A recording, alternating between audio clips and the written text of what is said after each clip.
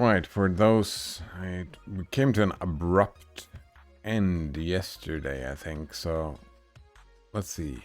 Alright, we just begin the text. Oh wow, this is gonna take a while, reading this full thing. Right, I begin with the groundwork in which Kant first introduces his conception of ethics. As I have already suggested, it is the resolution of rationalists.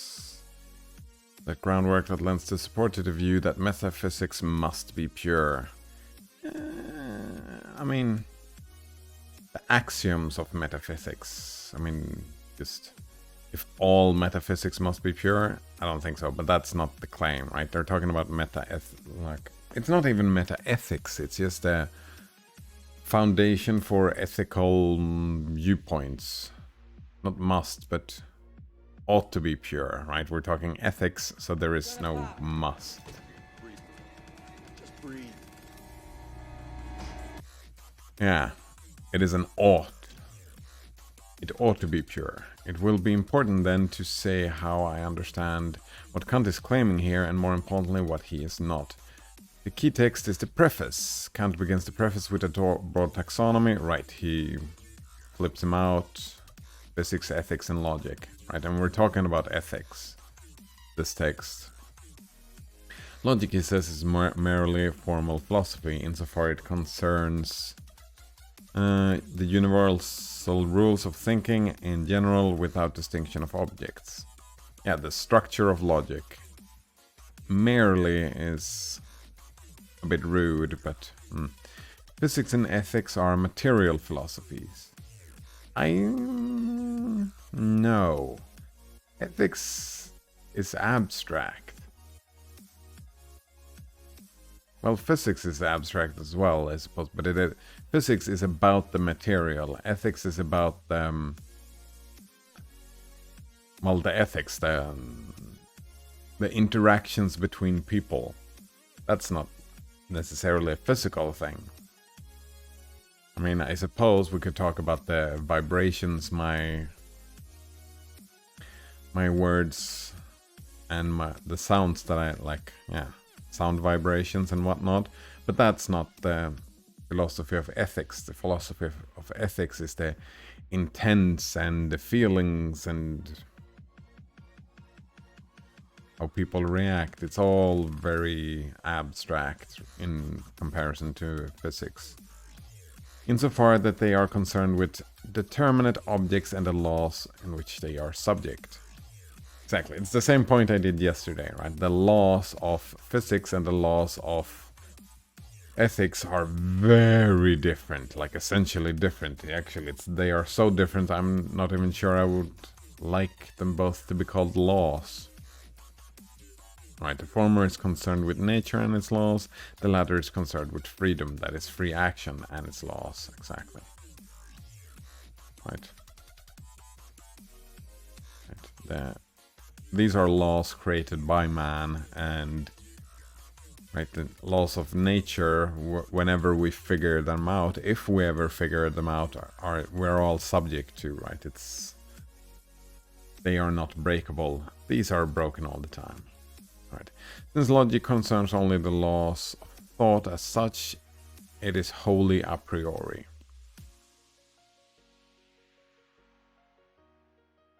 I mean, you need well, maybe. Like, we are primarily emotional beings. It is, well, a priori, from a human perspective, sure. Since physics and ethics concern the objects of thoughts and their laws, they both have a priori and empirical parts. Sure. The a priori parts he calls metaphysics, and he distinguishes the metaphysics proper to physics, a metaphysics of nature, and a metaphysics proper to ethics, a metaphysics of morals. Right, yeah. The naming convention is terrible. Right. The empirical parts lack a common name. On the theoretical side, he simply refers to empirical physics, and the practical side, he's speaking of something he calls practical anthropology.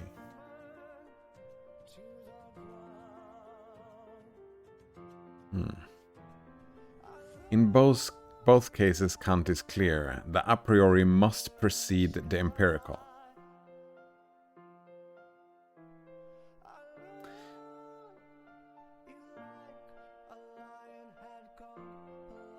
I disagree. It does not have to precede.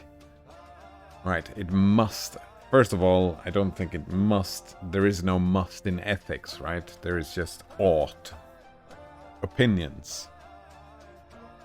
And I disagree with this opinion. I think that I'm pretty convinced that a priori stuff in ethics should be the basis for the axiom. Just like in maths, for example. There are a few assumptions that are being made through reasoning, and then we build upon those. I think that's a good idea, but empirical knowledge might help us inform our reasoning.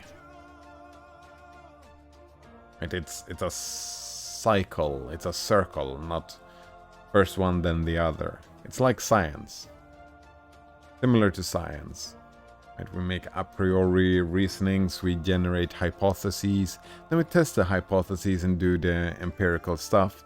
And after doing all the empirical stuff, we ask, well, what does this mean? And then we reason about the results, right? We use our reasoning to think about the results and generate new hypotheses.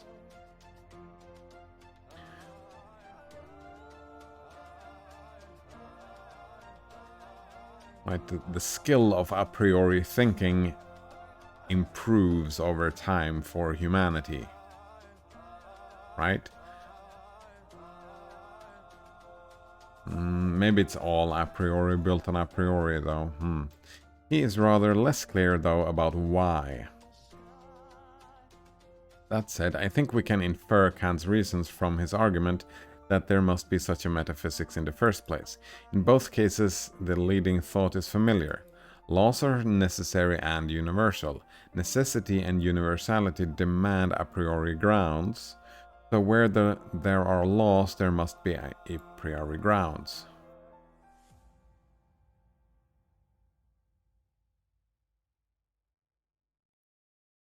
Yeah, and here is where the language that I've been pointing out over and over again starts taking its toll. Right?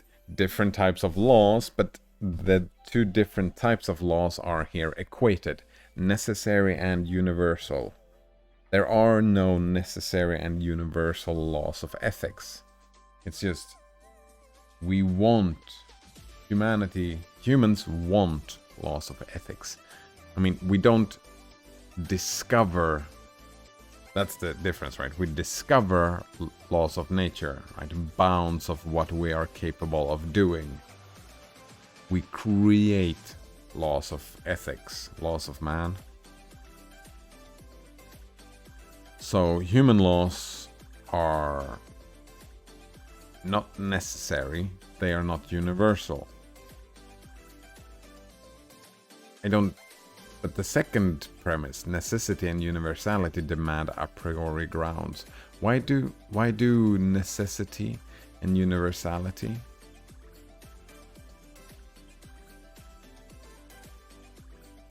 Oh, universality, right?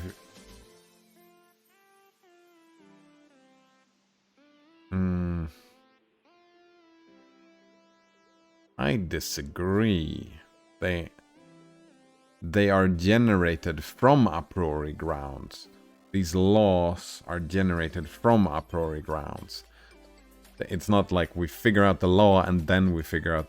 Oh, that's the point though, yeah.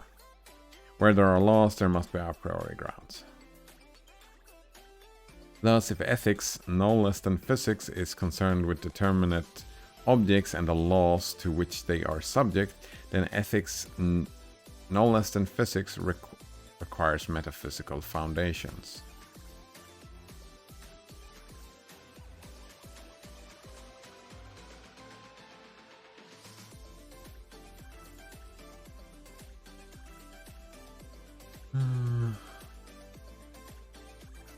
Maybe.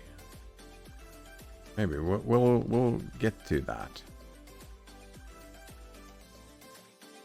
Still, I have a problem with the laws here. Now, it is natural to suppose that by identifying metaphysics as the a priori part of ethics, Kant intends this metaphysics to be wholly a priori, such that not only are its principles a priori, but all the concepts that figure in them are a priori as well. In the terms that Kant introduces the B edition of the first critique, they are pure a priori. So much... That's so weird, this term, the pure a priori. It's kind of... It implies something in my mind that I don't think can exist.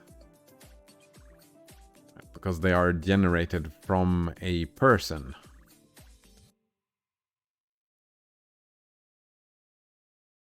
So it's like pure a priori. It's kind of pure reason. Well, that is a reason generated from man, right? The reasoning from an ant is different from that of a man. The reason that I do, my a priori reasoning, is different from yours, because we are... But you cannot take away our biases, and... I guess this is the goal, though. What's going on? Why are no music running here? Am I dropping frames? No. Just not working for whatever reason. Oh well, that's fine. So pure a priori is the... If he's claiming that all he is doing is pure a priori, that's one thing. But if it is an attitude that this is what we should strive for, we're striving for purer and purer a priori, that makes sense to me. A subtle difference, but a difference nonetheless. So, alright. So much seems suggested by Kant's repeated remarks that the metaphysics of morals must be cleansed of everything that may be only empirical and that belongs to anthropology. Exactly, that's the attitude. We're trying to cleanse the reasoning, alright. As well as his claims that the ground of obligation he seeks, that the ground of obligation must not be sought in the nature of human being or the circumstances of the world in which he is placed, but a priori simply in concepts of pure reason.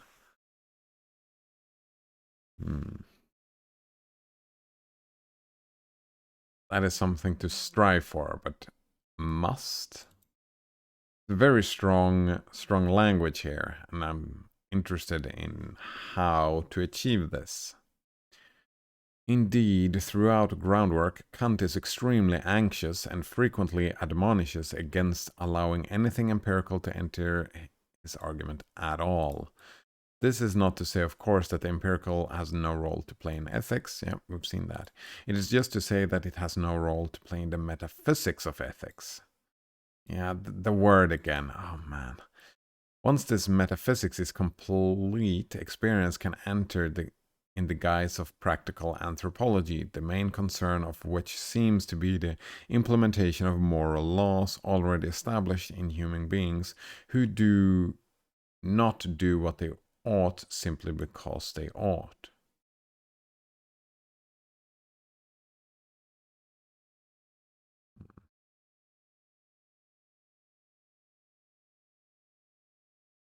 Wonder what's going on here.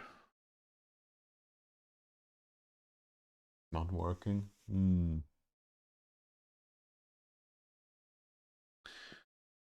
music, I mean. Alright. Again, exactly. Right. Humans do not follow laws of humans. Again, this natural supposition, but it is mistaken. Kant's comment about the purity of metaphysics, so clear in the beginning of the preface, must read in a light of a distinction he makes within metaphysics at the end of the preface, For though Kant often speaks of the metaphysics of morals as singular, unitary thing, it is clear that he thinks of metaphysics as proceeding into distinct stages.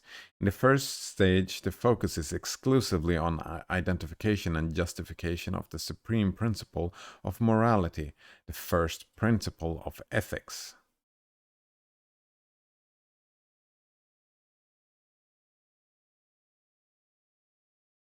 All right. Why is ethics? Is that the question? Identification and justification? What and why is ethics? Are ethics? In the second stage, the focus is on the... I wonder if that question itself might be misguided. Right, in the second stage, the focus is on the application. Like, I'm thinking, sorry, I interrupted myself. I'm thinking that ethics in itself is an umbrella term of different things, right? You can define that umbrella term still, I suppose, maybe, in a singular manner. That must be possible, right? The rules of the set of things that we do in ethics. All right, in the second stage, the focus in on the application of this principle, and so the transition from the first to the second principles of ethics, the system of particular laws and duties that constitute the substance of the science. As Kant makes clear, his ambition in the groundwork is simply to execute the first stage. Yeah, the second is deferred to future work, presumably to the work. The groundwork grounds the metaphysics of morals. All right. It is clear enough that empirical anthropology... Yeah, I mean, I think that this is a worthwhile effort. I don't think that the categorical imperative is where we reach. I guess that's not what we meant before. We'll probably get to what the Kantian idea of the groundwork is. It is clear enough that empirical anthropological consideration play no role in the first stage of metaphysics. Right. First as in primary, first not as in precedes. Well, it precedes it's not a temporal first stage, it's a tiered first stage. Right. Since Kant believes that the supreme principle of morality, the moral law, holds for all rational beings as such, it must be grounded in rational nature as such, which can only be cognized a priori. And that's a problem. The assumption that humans are rational beings, that is just straight out wrong. I mean, we can do rational stuff, but most of what we do are not rational, right? Rational is something we invented, right? It's not part of our essence. Well, it depends where you draw the line, I suppose. To this extent, Kant's cleansing... Well, if we are not rational beings, then there are no rational beings. So if you want to draw the line somewhere, but it's our rationality, humans' rationality is very far from pure, right? Our a priori rationality is very much... We're stuck, right, in from where we come. We do not come from a rational... We do not stem from a rational place. To this extent, Kant's cleansing claim seems apt. If the point is to search for and establish this principle, empirical anthropological consideration really are irrelevant.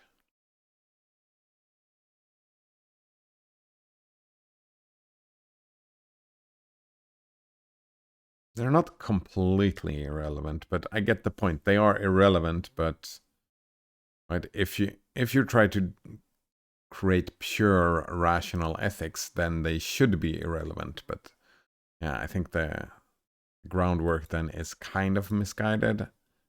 but at the same time not, if that makes sense. It is a worthwhile attitude to have, but I would concede that it is an impossible to achieve these goals. It's like a utopian idea, and utopian ideas generally don't work, do they?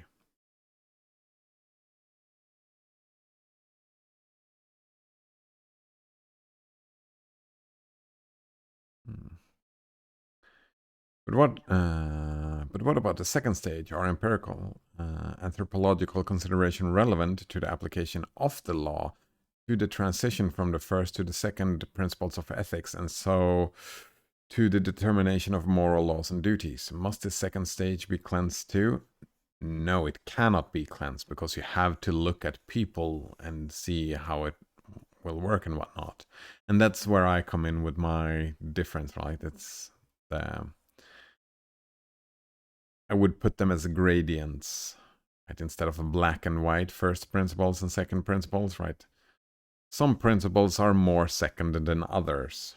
Second, third, fourth. It's about how far we reach to abstraction and generalization, and how close we move towards like laws of mankind. Right. Again, to be clear, the kind of application at issue here is internal rather than external to metaphysics. In particular, it is not the kind of application Kant assigns to the empirical counterpart of metaphysics, practical anthropology, which he does sometimes characterize as applied moral philosophy.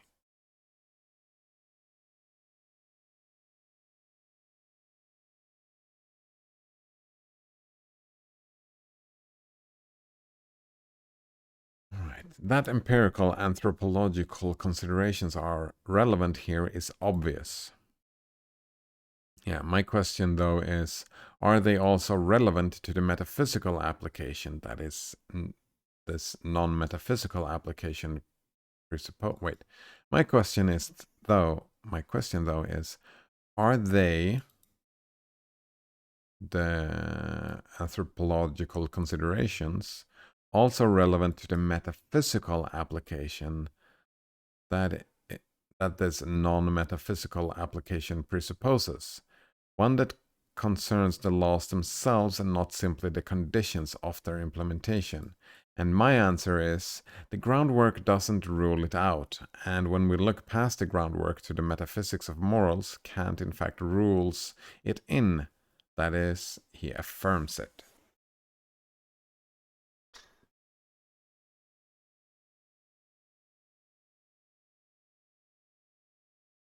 It feels like, isn't the text just saying the same thing over and over here?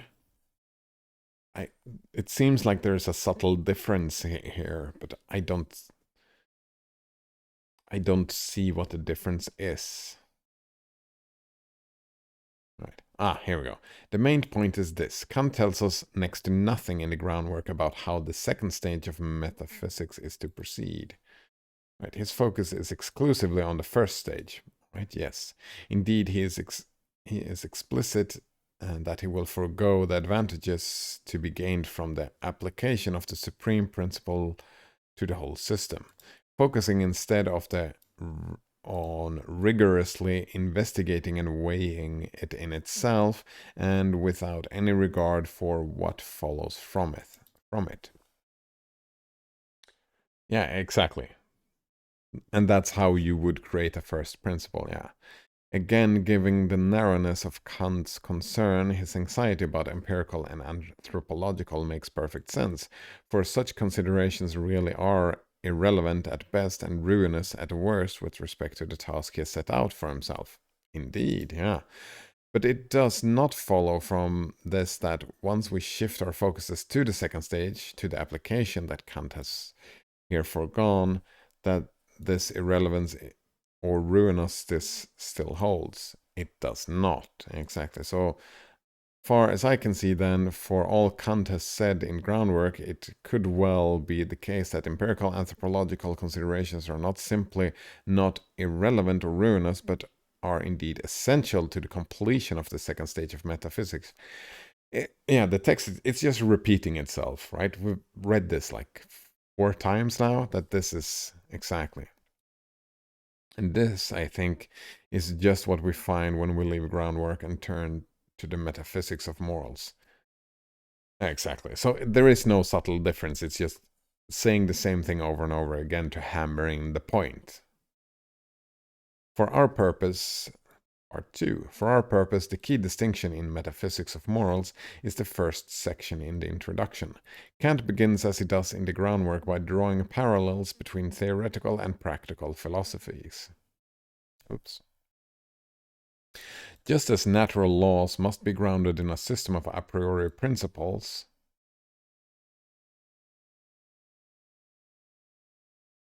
a metaphysical science of nature, so must moral laws be grounded in a system of a priori principles, a metaphysical science of morals. And for the very same reason, vis-a-vis, they concern laws.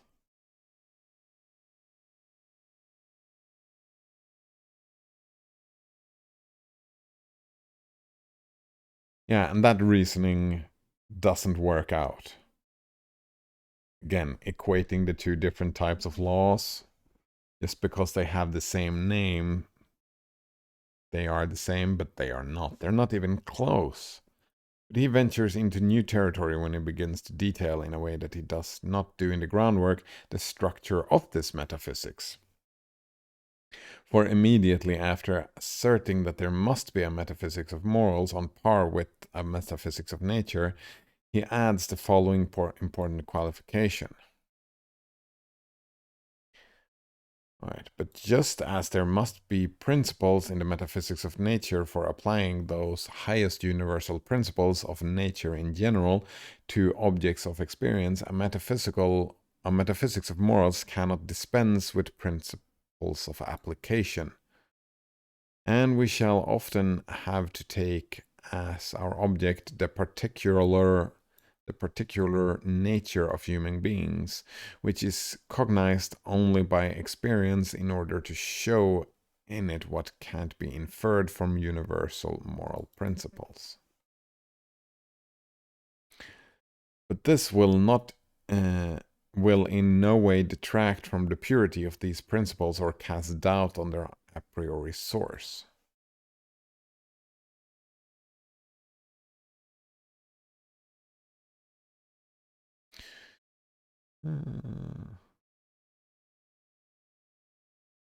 Exactly, right?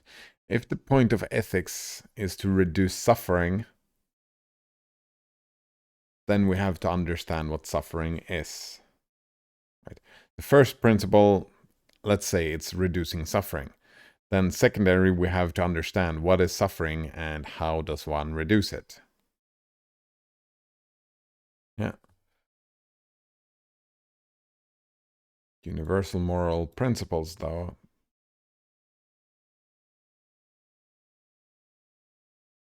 I suppose a universal moral principle, right, when we're talking about ethics, would be to reduce suffering.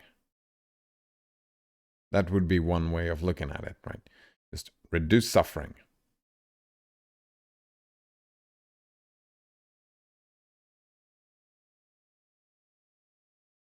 But that is just one way of doing it. And there is no, that's a moral principle. It's not the moral principle, if that makes sense. It's not universal. Not everybody agrees that that is the purpose of codes of ethics. Some of the ethics will increase well-being. Other yet still, right, might not look at the focus on the individual human beings. It might instead look at the health of the structure, right? Society, right? What is best for society? Maybe that is considered ethical. So here we are that, I mean, we could say that they could all be universal moral principles when we decide to look at the benefits of this or the detriment of that. then we can use that as a first principle and build our ethics around that. But all of those would then be considered universal moral principles, which is fine, I guess. Oh, now the music works again. It was so weird. Right, if one comes to the metaphysics of morals acquainted only with the groundwork, this remark may seem quite surprising, indeed profoundly un-Kantian. For instance, of his usual admonitions against letting the empirical into the metaphysical, Kant here seems to be cautioning against leaving the empirical out of the metaphysical.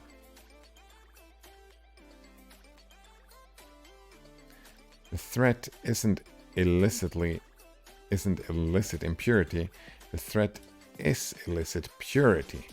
To be sure, there is still part of metaphysics that is pure, the part that provides the aforementioned universal moral principles, exactly, represented presumably by the various formulation of the categorical's imperative.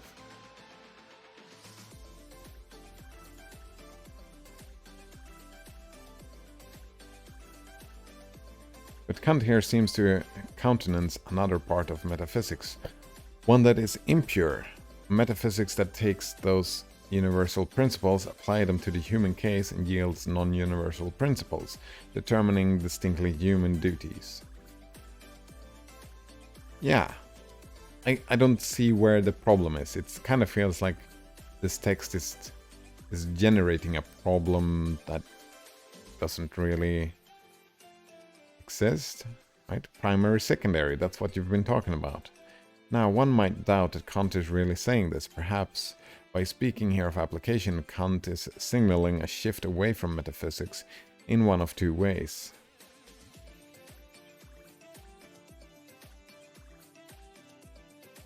Right. What is the goal? Right? What is the goal of metaphysics? What is the goal of the...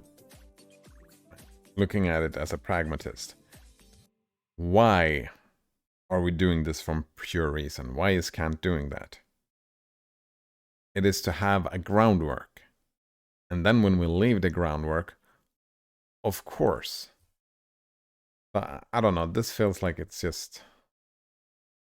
I don't see how one could doubt it. Kant. Well, I don't doubt that Kant is really saying that.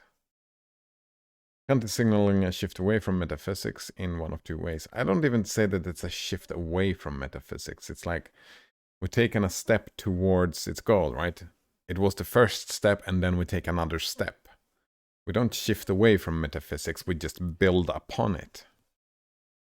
All right, first and most obviously, one might think that the application Kant has in mind is not metaphysical but anthropological. Indeed, immediately after this passage, Kant says, this is to say, in effect, that a metaphysics of morals cannot be based on anthropology, but it can still be applied to it. Exactly, yeah. The primacy of the thing. What is happening here? Why is... Oh well. A remark he follows by introducing the counterpart of a metaphysics of morals, which he now identifies as moral rather than practical anthropology, and which deals only with the subjective conditions in human nature that hinder people or help them in fulfilling the laws of metaphysics of morals.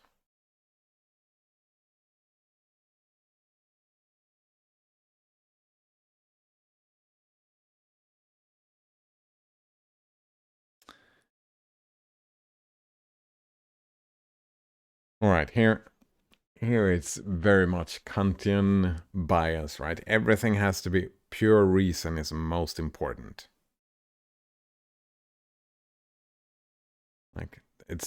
It's what we do is that we create this moral, and then we create laws to help people fulfill these morals, these first principles. But there can be many conflicting first principles working in someone's life.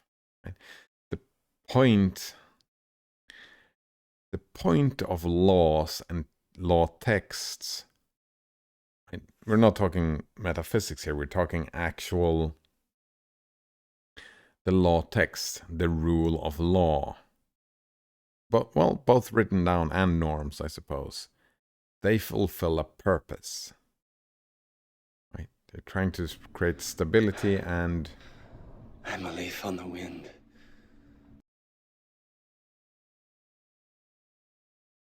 I mean, it depends on what the structure of ethics is, right? It depends on what it tries to achieve, but no. Depends on what the person tries to, what the people try to achieve. And we use metaphysics, not metaphysics, meta-ethics, well, whatever to call this thing. Metaphysics of morals. We use that to help us out, right? To base it. Yeah, it goes... It is primary, but it doesn't happen first. It is not... The reason why we do this thing is not... Right? The ethical guideline is not a reason in itself, just like logic is. Logic is just pure pure a priori stuff, right? But why do we have pure a priori stuff? Because we want to explain how the world works, right? The point of metaphysics is to generate physics. That is why we do metaphysics, to have physics. And the point of metaphysics of morals or meta-ethics or whatever you want to call it, laying the groundwork, is to have ethics. And why do we have ethics? It is to have laws. Because we as humans feel that we want to have laws. We need to organize ourselves in a way that does not lead to chaos and suffering, because that is not what we want. So it kind of feels like the motivations are all kind of flipped around. Maybe I'm misunderstanding though. Second, one might concede that the application in question is not anthropological, while at the same time denying that it is metaphysical, since the determination of duties is at issue, and not just the conditions of their fulfillment, it falls outside of the scope of anthropology. But since the duties in questions are distinctly human duties, and so much take account of distinctly human beings, which we cognize by experience, it falls outside of the scope of metaphysics.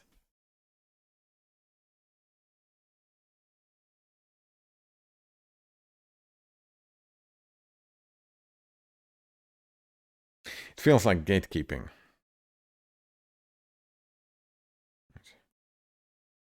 All right. Let's say, counting these two fingers. 1, 2. That requires empiricism. You have to see my two fingers. Therefore, that falls outside of the mathematics because it's not pure abstract numbers. This is kind of what this argument feels like.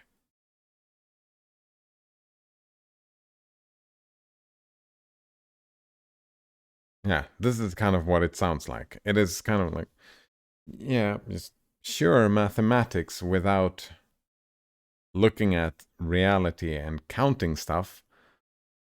Mathematics, well, I mean, some people enjoy it and doing it just for fun. And that's fine, but arguing that this falls out of the scope of mathematics, it's weird. I don't get it. I don't think either of these readings can be right. All right, yeah, okay. Wait, I kind of liked the first one though, didn't I? All right, the first one. No. Right. Yeah, I disliked both of those readings as well. I didn't do any of those readings. Right. The reason is that, as we saw in our discussion of the groundwork, not all application is external to metaphysics. There is also a kind of application internal to metaphysics, one that affects the transition from the first and second principles of ethics. Exactly. It's a process. It's not black and white. It's not 1 and 0. And it is this kind of application I suggest that is at issue with this passage. We transition from the first to the second principles of ethics by applying the first principle, which holds all of the rational beings, to a specific kind of rational being, in this case a human being. Well, here you make a problem though. We transition from the first to the second principle of ethics by applying the first principle, which holds for all rational beings, to a specific kind of rational being. Right. Your first principle, if that holds for all rational beings, then right, if it holds for all rational beings, then it is not pure a priori.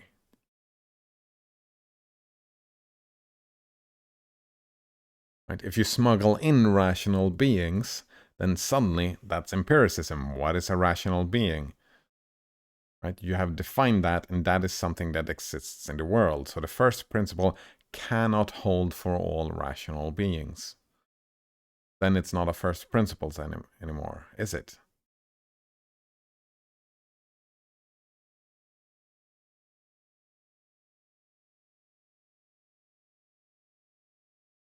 Can it be about beings at all? Right? Here we're talking about rational beings, but let's say it's just about beings.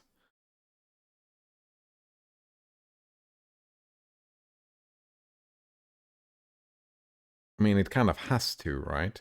Because ethics is the behavior, it's how one ought to behave.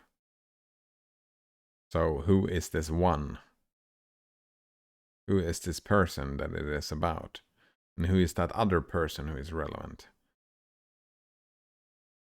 I think the problem is that they call them rational beings. We just say beings.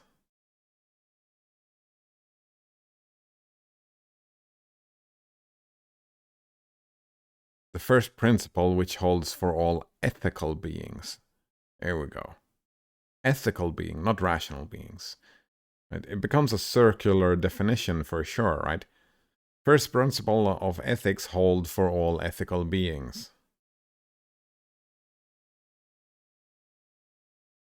I don't know if sentient is the word that I want to use.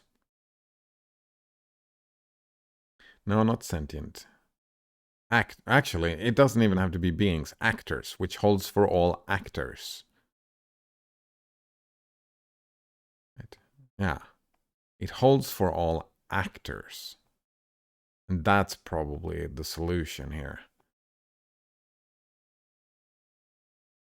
And when we move that into a specific kind of rational being, or a specific kind of actor, that is the human being, that is what we're looking for, right? That is the point, to reach human actors. All right, the descent from the rational to the human then is a move within the metaphysical argument.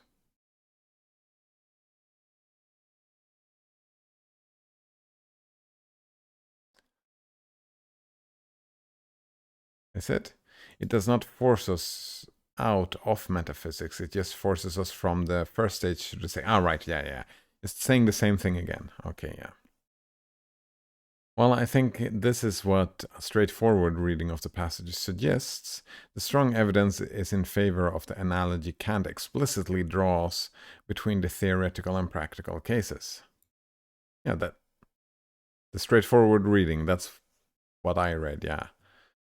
The analogy Kant explicitly draws between the theoretical and practical. Oh man, I need to look into. I think that these are different. For in the theoretical case, it is very. I think theoretical and practical here doesn't really. We'll see what it means. Hopefully we can imply it from the text.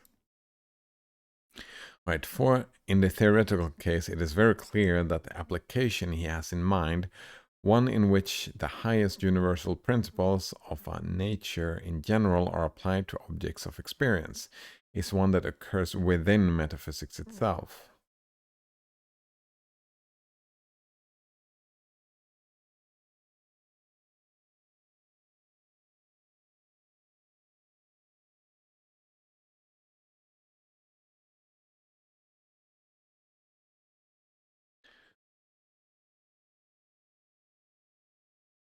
Right, so if the metaphysics of morals is structured in the same way as the metaphysics of nature, well, that's a mistake, as Kant is plainly inviting us here to think, then there should be no doubt that the partly empirical, impure metaphysics that Kant countenances in the former should have its analog in the latter.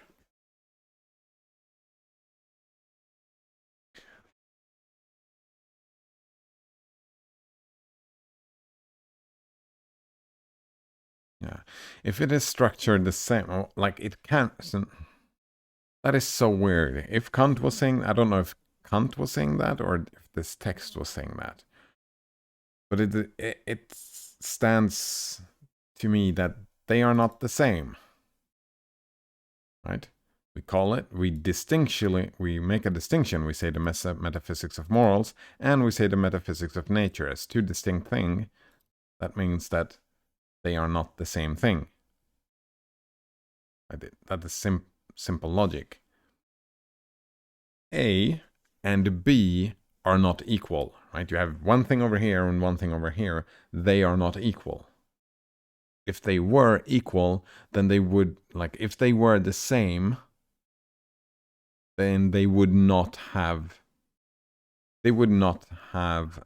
where was it? It's not analogous, right? If they were the same, they would have the same rules, and the distinction, there would be no distinction. There would be no metaphysics of morals and metaphysics of physics. That's why I've been bothered with this kind of term and the law. Like, these terms don't really work out because they are not the same. There are similarities in how to generate them, right? We use logic and philosophical structures of thinking to generate them, but trying to find analogous stuff is just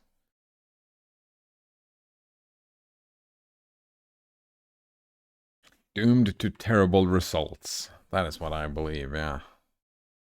What I propose to do next, then, is to discuss the relevant parts of Kant's metaphysics of nature, as articulated in his Metaphysical Foundations of Natural Science, the work that Kant explicitly identified as the theoretical counterpart for the metaphysics of morals. Yeah, I can agree to calling them counterparts. Theoretical counterparts. All right. Since I think Kant is actually much more explicit in the metaphysical foundations than in the metaphysics of morals about his methodology, Kant's procedure in the former will provide us for a model of understanding his procedure in the latter. That's a good point, yeah, right? He's using the same, yeah. He's having the same type of thinking in both the books. That is a fair assumption to make. Or similar procedures. His mind worked in a specific way, and he probably similarities in ways of thinking. I think that's a fair assumption to make, or fair guess to make. Right. I turn then to the Metaphysical Foundations of Natural Science in Part 3. The main text for us is the Preface. What time is it? All right. Again, it's the preface in which Kant lays out the project of the book. As usual, Kant begins by identifying his quarry. Natural science is a science of nature. Nice.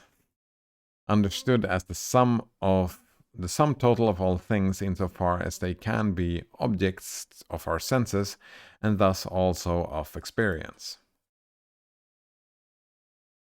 Yep. And as usual, well,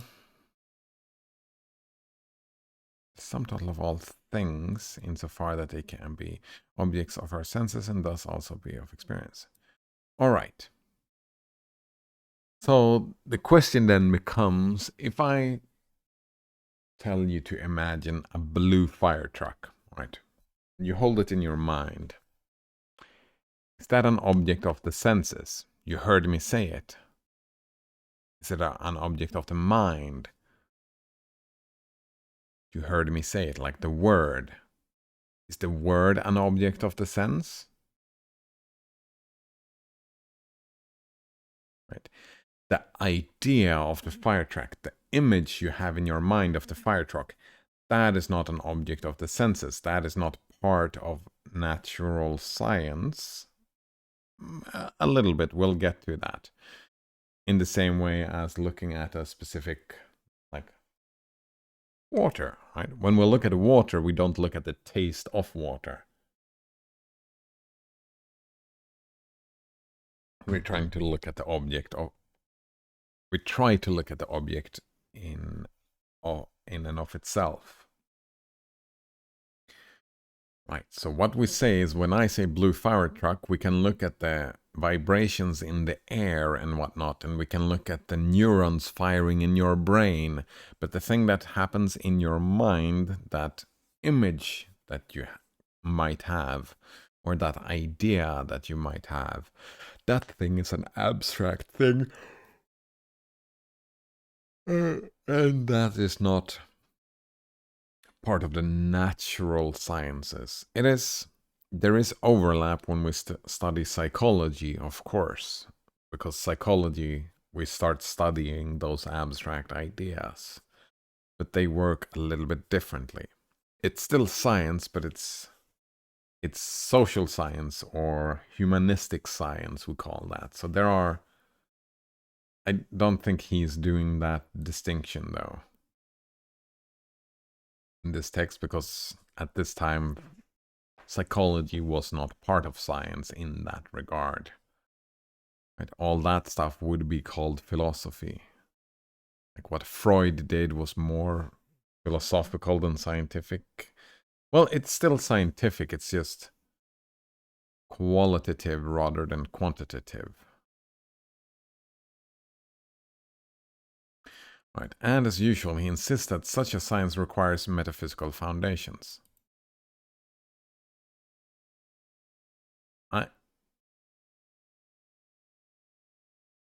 I say that it has a metaphysical foundation.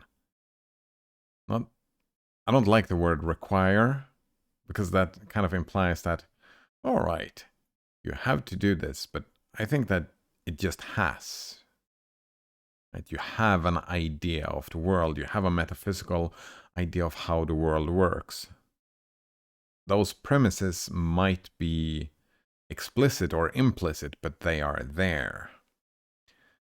Right? So maybe that is why the word is require, because they are there. But you are not required to do the work, even though I highly recommend doing the work of building the metaphysical foundation. Right. What is most significant for present purposes, however, is Kant's elaboration of the structure of these foundations. The key passage is this, right? The structure of the foundations. Right. The metaphysics of nature must always contain solely principles that are not empirical. For precisely this reason it bears the name of a metaphysics. But it can still either first treat the laws that make possible the concept of nature in general, even without relation to any determinate object of experience, and thus undetermined with respect to the nature of this or that thing in the sensible world. Oof.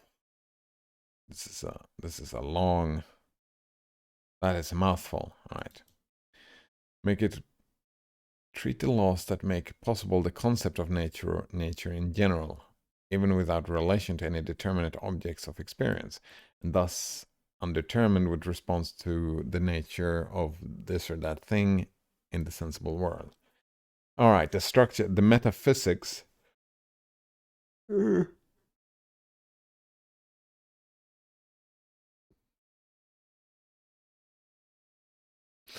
right, for him, all right. Something that I feel now is that metaphysics looks more and more like a methodology rather than an explanation.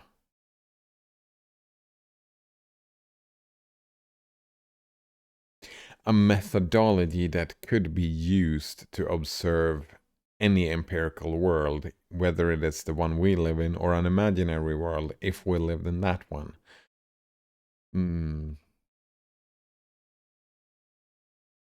Right. In which case, it is the transcendental part of the metaphysics of nature, or second concern itself with a particular nature of this or that kind of thing, for which an empirical concept is given, but still in a manner that outside of what lies in this concept, no other empirical principle is used for its cognition.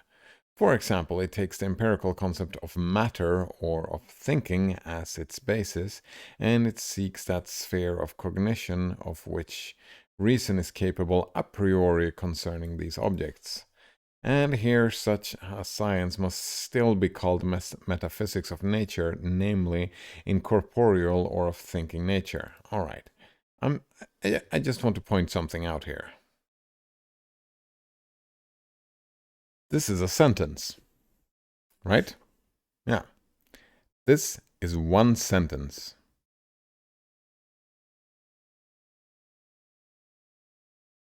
Some might argue that this is not even the start of the sentence, that the sentence starts even before here, right? They've even cut some stuff out in this thing. I don't see any periods. I only see commas, right? Kant was a terrible writer. He was a terrible writer.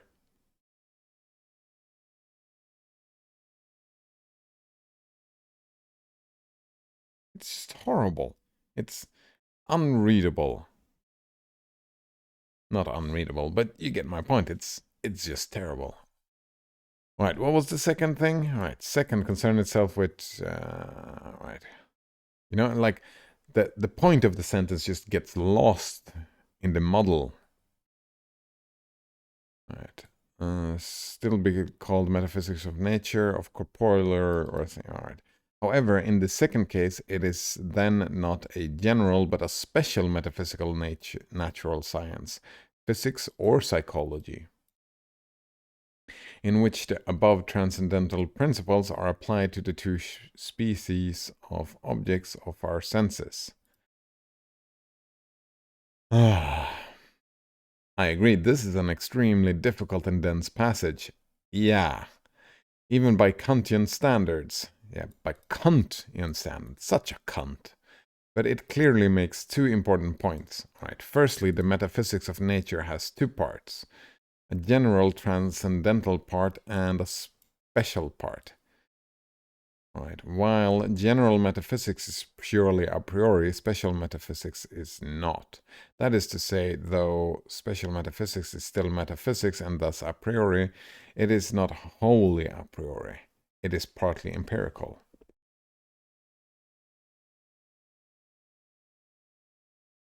Right, and we make the same point again. That it's a scale. You move from the pure a priori to the a posteriori, and you use them together to build knowledge. You don't build a wall in between the two. They work together, and that's the point, which we've said now like how many times? 5 times in just different ways. All right, but that is transcendental stuff then. So transcendental is the a priori stuff, right? And the special is when you start looking at the real world example and All right. It's kind of the it's similar to the hourglass method of writing studies, right? You start with a broad idea and hypothesis and whatnot, and then you move more and become more and more specific to a certain example that exists in the world. And then that's where you put your result, right? When you've gone in, and then you start moving out again and start interpret the result and see what it means for reality, and you move further and further out to the more abstract places, the transcendental places. Maybe that's what they meant, but that's how to work in science today, and that is kind of right. We start, well, the primary stuff is the a priori stuff.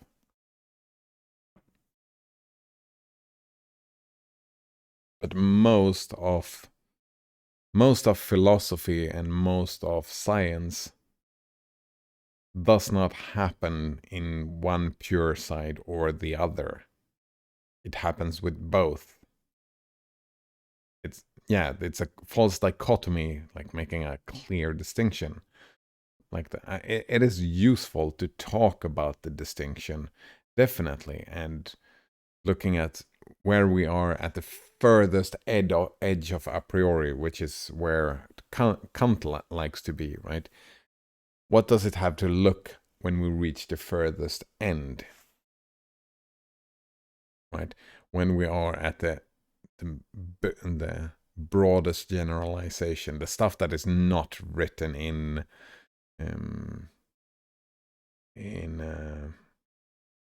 science studies, right? You don't start at the purest metaphysical ideas in every text. They are implicit and hidden and between the lines. But thinking about them is a good idea to make sure that the foundations, and that's the groundwork, does not break the study as a whole. Right. Start with the transcendental or general metaphysics of nature. This concerns the laws that make possible the concept of nature in general, and even without relation to any determinate objects of experience. It is clear, I think, that these laws of nature in general are the laws that Kant articulates in the first critique, in particular the laws of the analytic of the transcendental logic. Such laws, represented by categories and their correlative principles, provide an account of, as Kant puts in the critique, an object in general. They do not tell us anything about the particular objects that populate nature.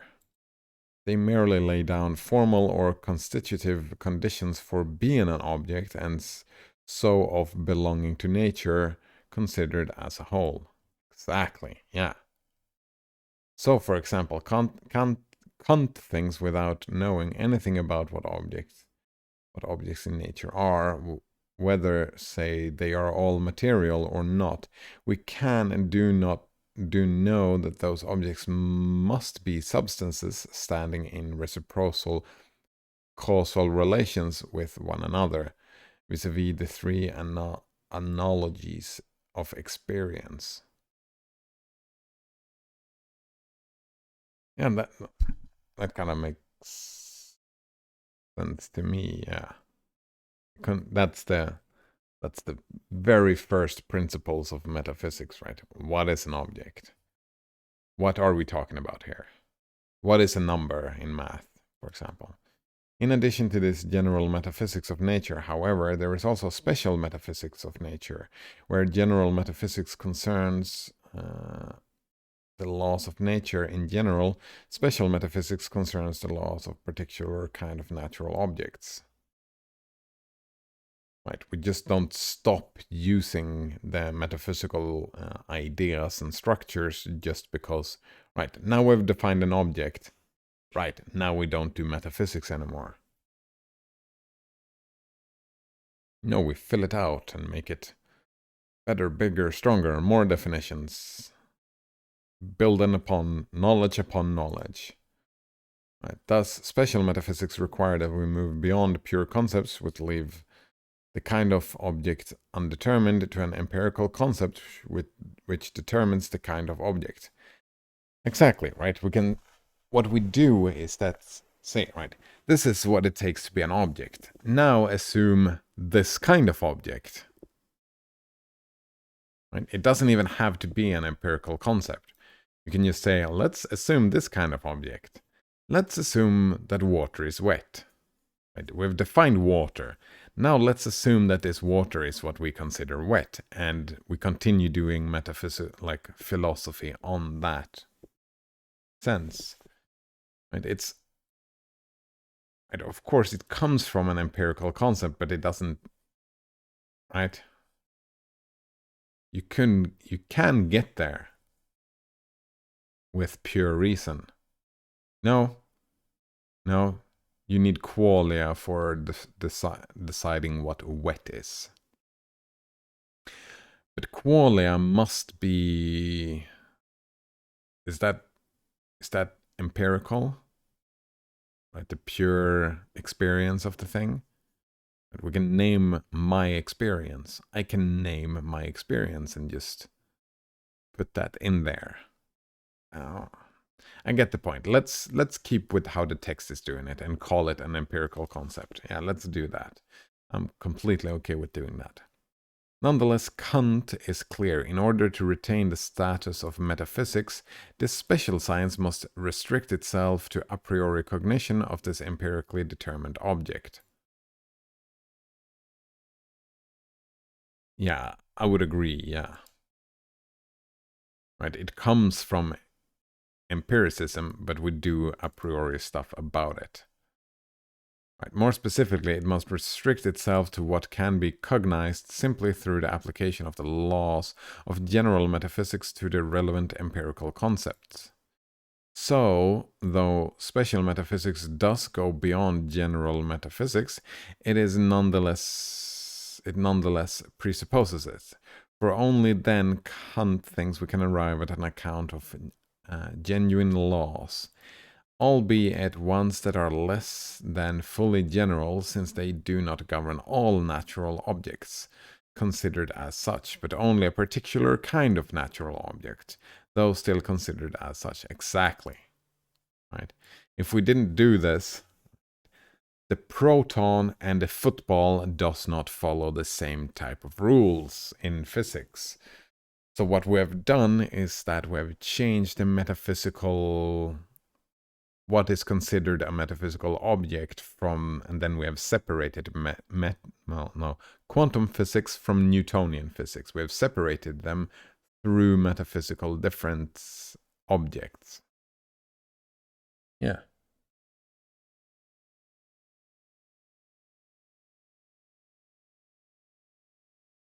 And that makes sense to me. Yeah, I like that. That approach. Right. Now Kant offers two examples of a possible special metaphysics of nature, corresponding to two empirical concepts of two kinds of natural objects. Matter, the generic object of our outer sense, and a thinking being, the generic object of inner sense.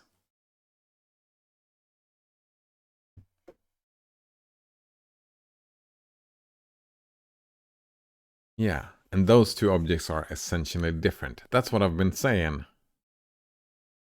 This whole text. Right. And it's what this text has been saying as well, but sometimes it's... The vagueness of that has come from how they used language, right? But for reasons beyond the scope of this paper, he thinks that only the first metaphysics, and metaphysics of corporeal nature, as he call it, is actual. Yeah, that a lot of people say that. I had that discussion just the other day, right? Oh, the social sciences aren't real science. Right? They are about physical stuff out in the world rather than abstract systems. It's down there somewhere. Let me take another look. I would say it's still science, right? It's still an actual thing that happens. Right? My feeling of being hungry is an experience that I have. It's an actual experience. The hunger actually exists. It's just different. And right, if that, maybe that is what they're saying. So my hunger isn't actual, but it's still real. I think Kant would agree with me on that point from my understanding. Oh, hello, Chloe Hates Libs. Nice to meet you. How are you doing today? What's up? Are you Chloe? Do you hate libs?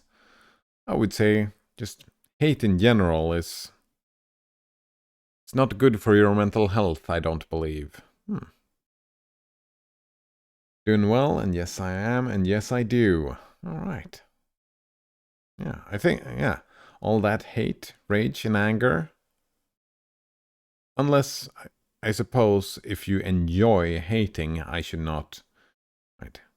If you like feeling hatred, and that's a positive experience for you, then I suppose that's just fine. Personally, I don't enjoy hating stuff. For me, it's an uncomfortable experience.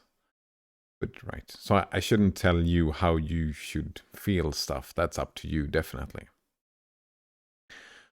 All right, what I'm reading here is Metaethics, right? The basics of all our ethical and political opinions, and how one should generate them, and what the basis should be, if that makes sense. That's a short summary of the paper reading. If you want a reference, the title is this: Taking Metaphysics Seriously, Kant on the Foundation of Ethics. And here it's not specifically, it's not about physics, even though it's called the metaphysics. It is about ethics. That is ideas of good and bad and stuff like that we do in politics. Where was I? Way further down. So, but my question then is probably... Fuck, did I completely lost track of where I was? I don't think I started on the 4th yet. But I am curious, Chloe. Is that the hate, is it a positive feeling you get from it? I suppose now that I think of it, there is something positive, right? You get a group feeling, right? The in-group and the out-group. You get a feeling of belonging from hating someone else because there is a group that hates that other group. Right. So for example, just at the... Oh wait, no, I'm probably way too far down. This is clearly... Yeah, right. This is somewhere I was in here, I think. Chloe Hates Lib says that hate can be channeled toward productive purposes. It can, but it's easier to be destructive with hate. That's an argument to make, right? That's usually when I read politics, when I read different texts. When they just want to tear something down, that does not impress me. But if they want to build something up, that does impress me, if that makes sense. Yeah. And you do have a point. Hate definitely can be channeled toward productive and building stuff. I think it's easier to go the destructive route, though. Right? Compared to, what is the opposite of hate? Is that love? Right, when you love something, I think there is a percentage different-wise, I'm just guessing here, that if you love something, that tends to be more building focused, and hate probably tends to be more destructive. That's maybe?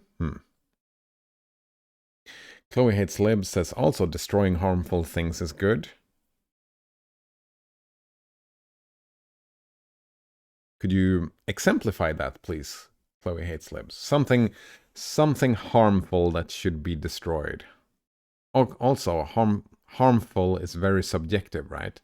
Something that you find harmful, someone else might not. For example, I find hate to be harmful and you do not. That's a bad example, though. Chloe hates libs, burning a slaughterhouse. Yeah, that's one example. I'm with you, right? I've been a vegetarian for a long, long time.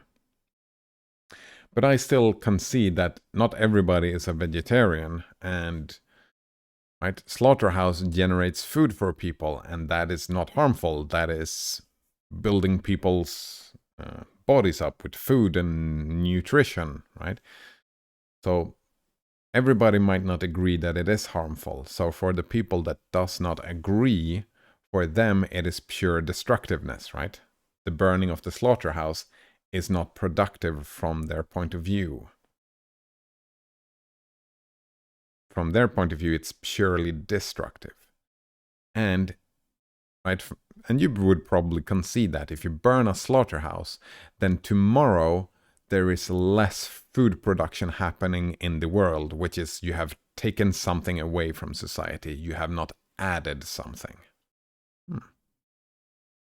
Chloe hates libs. Why would I care what murderers think? Right. Well, my argument for caring what others think is that if you don't listen to someone else's perspective, then any discussion with them becomes impossible, and you just invalidate their existence and their reasoning. And they do have reasonings for thinking the way that they think. In the same way, right, if someone disagrees with you, they will just invalidate and just not listen to anything you have to say. And I don't think that's a positive way to build a future. Right? You destroy communication. So I would argue that, yeah, caring what other thinks, that's just good politics. You don't have to agree with what someone else thinks. I just think it's conducive, it's constructive, it's productive because it creates productive discussions where we can find a way forward. If that makes sense? Oh, I hate slibs.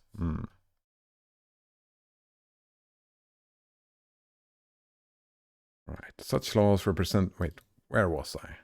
It is clear, I think, that these laws in nature...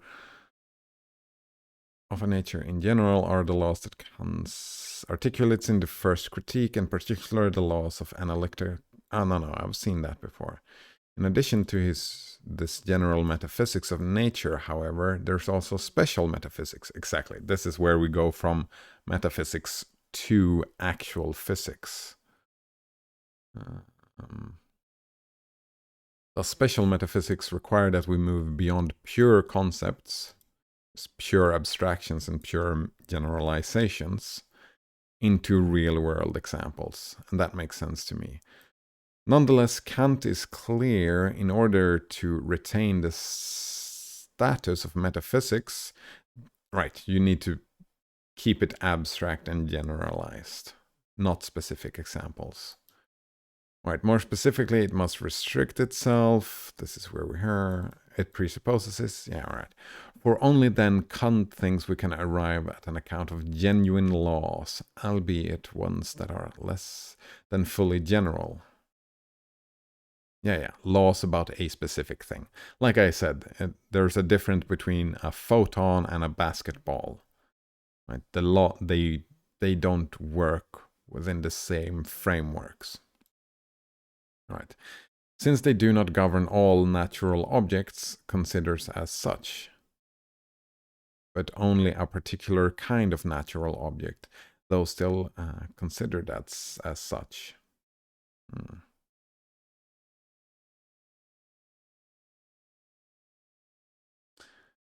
All right. The laws do not govern, though. The laws describe.